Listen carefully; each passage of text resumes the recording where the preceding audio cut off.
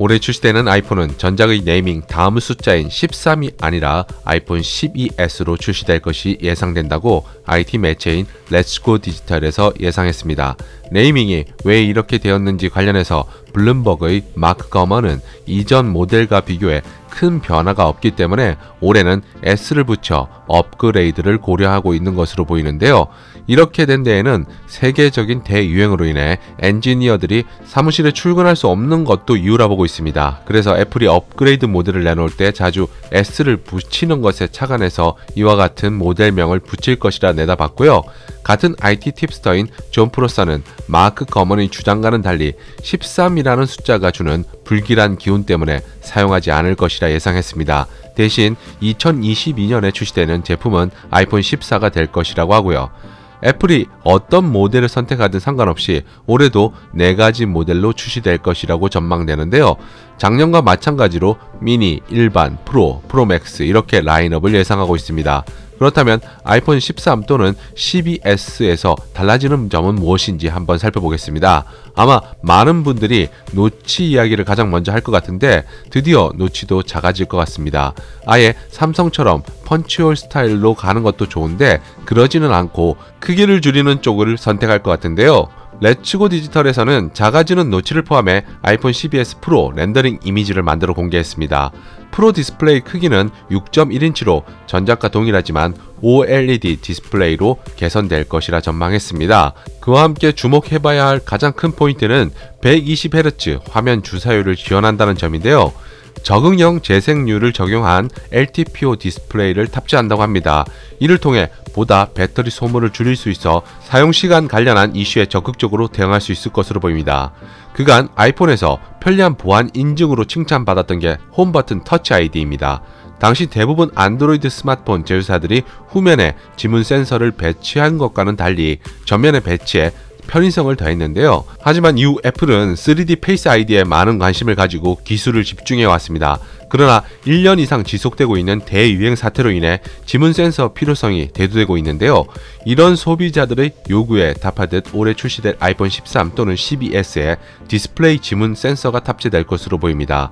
이것은 아이폰 최초라는 데 의미를 가질 것 같은데요. 해당 센서는 퀄컴에서 만들 것으로 전망되고 있고요. 기존 사용하던 페이스 아이디도 함께 탑재되어 보안 인증 편의성을 높일 것으로 전망됩니다. 카메라 시스템도 변화를 가져올 것으로 보이는데요.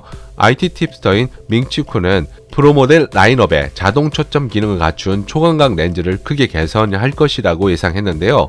여기에 더해 보다 더 큰 이미지 센서를 사용하려는 움직임도 보인다고 밝혔습니다. 카메라 모듈의 경우에는 약간 더 두꺼워질 수는 있겠지만 그렇다고 눈에 띄는 큰 변화는 아니라고 합니다. 그리고 아이폰 12S 프로 카메라 시스템과 프로 맥스 시스템에는 차이를 두지 않는다고 하는데요. 이렇게 해서 급 나누기 같은 문제는 발생하지 않을 것 같습니다. 따라서 두 모델은 화면 크기와 배터리 스펙 차이 외에는 동일할 것으로 보이고요. 내부 스펙에서 달라지는 것은 이번에 5나노미터 공정의 바이오닉 칩셋을 통해 5G와 와이파이 6E를 지원하게 된다고 합니다. 갤럭시 S21에서도 지원했었는데 만약 현실이 된다면 이 부분에 광고를 엄청 많이 하지 않을까 예상되고요. 배터리는 전작 프로 모델은 3046mAh 용량을 탑재했습니다. 17시간 정도 영상 시청이 가능하고 11시간 정도 스트리밍 영상을 볼 수 있는 수준이었는데요.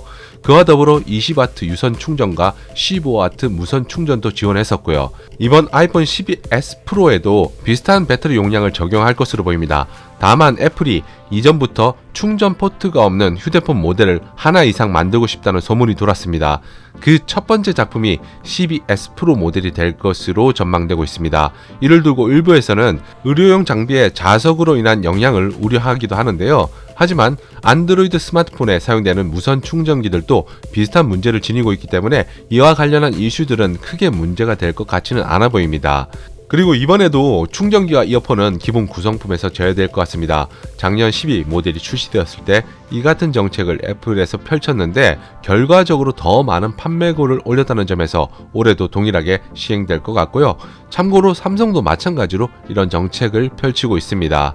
아이폰 12S 프로 모델은 128GB, 256GB, 512GB 용량별로 나뉠 것이며 가격은 전작과 비슷한 수준에서 결정될 것으로 내다보고 있습니다. 이렇게 되면 CBS 모델을 패스하는 유저들도 상당하지 않을까 예상되는데요. 아무튼 루머의 구체적인 실체는 조금 더 시간이 지나봐야 확실하게 알 수 있을 것 같습니다. 하지만 개인적으로는 큰 변화는 없지 않을까 예상되는군요.